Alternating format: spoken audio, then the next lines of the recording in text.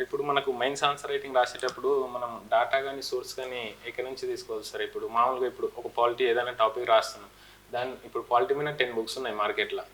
So మళ్ళీ Google చూస్తాం మనం. సో ఇవన్నీ చూసేదానికన్నా మనకు మెయిన్ ఎగ్జాక్ట్లీ మన కంటెంట్ కావాలంటే మనం ఎట్లా డాటా రీసోర్స్ అంటే మనం సొంతంగా. సో మనకి ఇప్పుడు సపోజ్ గతంలో నేను ఒక పాలిటీకి సంబంధించి ఒక 90 ప్రశ్నలతోటి ఒక బుక్ తీసుకొచ్చాను, 90 క్వశ్చన్ అండ్ ఆన్సర్స్ తోటి. ఉన్నాయి సార్. సో అదొకటి చదువుకుంటే చాలు. మీరు 2008 నుంచి ఇప్పటిదాకా ఏపీలో జరిగిన గ్రూప్ 1 ఎగ్జామ్స్ చూడండి. ప్రతి క్వశ్చన్కి, ఏపీలో జరిగిన ప్రతి గ్రూప్ 1 ఎగ్జామ్కి సంబంధించిన ప్రతి క్వశ్చన్కి దీంట్లో ఆన్సర్స్ ఉంటాయి. సో డైరెక్ట్ క్వశ్చన్స్ పికప్ చేస్తున్నాడు, లేకపోతే అంటే అందులో వస్తున్నాయి, ఆర్ లేకపోతే పరోక్షంగా అయినా దానికి కరెక్ట్ ఉంటుంది. కనుక దానికి సంబంధించి ఇలాంటి ఏదైనా ఒక పుస్తకం ఉంటాయి, ఆర్ లేకపోతే ఆ బుక్ లేదనుకోండి మీ దగ్గర, ఏం చేయాలి? తెలుగు అకాడమీ బుక్ చదవాలి బస్. అదే 10 సార్లు చదవండి అంతే, ఎక్కువ సార్లు అక్కడ ఏం వేరే పుస్తకాలు అక్కడ ఒక పుస్తకం ఒక సబ్జెక్ట్కి ఒకే బుక్ పెట్టుకోండి.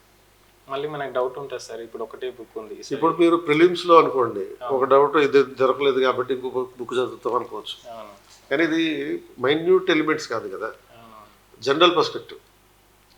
సో ఈ జనరల్ పర్స్పెక్టివ్ అన్నప్పుడు సపోజ్ రైట్ టు ఎడ్యుకేషన్ గురించి క్వశ్చన్ ఇచ్చింది. రైట్ టు ఎడ్యుకేషన్ ఎప్పుడు మొదలైంది, దాని మీద ఉన్న కేసులు ఇవన్నీ అక్కర్లేదు. రైట్ టు ఎడ్యుకేషన్ సక్రమంగా అమలవుతుందా లేదా దాని గురించి నీకు ఆర్టికల్ 21A తెలియాలి, 2 కోర్టు కేసుల గురించి తెలియాలి, దానికి సంబంధించిన మంచి చెడు తెలియాలి, అండ్ వే ఫార్వర్డ్ ఏంటో చెప్పాలి. సో దీనికి ఈ పాయింట్ ఈ నోట్స్లో ఉంది, ఈ పాయింట్ ఈ నోట్స్లో చదవక్కర్లేదు, డిస్క్రిప్టివ్ దానికి. మనకి ఏంటంటే మనకు సాటిస్ఫై కాదు సార్. ఇప్పుడు ఒక బుక్ ఉంది మన దగ్గర, ఇది ఒక బుక్. అదే నేను ఇందాక మంచి చెప్పింది అదే, నువ్వు ఎంత నాలెడ్జ్ సంపాదించుకున్నా రాయాల్సింది 9 నిమిషాల్లోనే. మొత్తం నీ నాలెడ్జ్ ఎంత అంత అక్కడ చూపిస్తారంటే రాసేది 8 క్వశ్చన్స్. మరి మిగతా 7 క్వశ్చన్లు ఎవరు రాయాలి? అంటే you're answering only for 80 marks for 150. అప్పుడు 80 మార్క్స్కి ఆన్సర్ చేసినప్పుడు నీకు వచ్చే మార్కులు ఎన్ని? 40 వస్తాయి. 150కి ఆన్సర్ చేస్తే 80 వస్తాయి, 8 క్వశ్చన్లకి ఆన్సర్ చేస్తే 40 వస్తాయి. సో కాబట్టి ఎక్కువ అక్వైర్ చేసేద్దాం అనే ప్రయత్నం చేయకూడదు. ప్రతిదానికి కీవర్డ్స్ ఉన్నాయి, ఆ కీవర్డ్స్ ప్రకారం ప్రాథమిక హక్కులు అనే టాపిక్ ఉంది. ఆ ప్రాథమిక హక్కులు అనగానే దాని పరిధి ఏంటి, దాని ప్రాధాన్యత ఏంటి, దాని మీద విమర్శ ఏంటి, అంతే చదవాలి.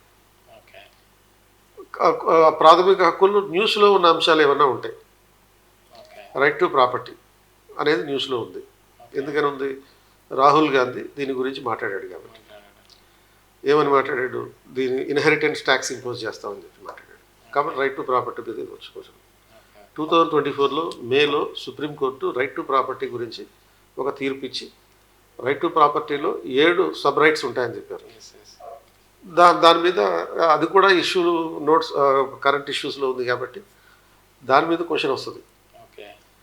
అలా ఏదైతే టాపిక్ న్యూస్లో ఉందో గత 1 ఇయర్లో దాని మీద క్వశ్చన్ రాసుకో. మిగతా ఏం చేయాలి? టాపిక్ ఏంటి, క్వశ్చన్ ఏంటి, అది ప్రియాంబుల్ ఉంది. ప్రియాంబుల్లో ఇంటర్నల్ ఎలిమెంట్స్కి వెళ్లకుండా what is preamble, what is the scope, what is the significance, is preamble A part of the constitution, ఇంతే.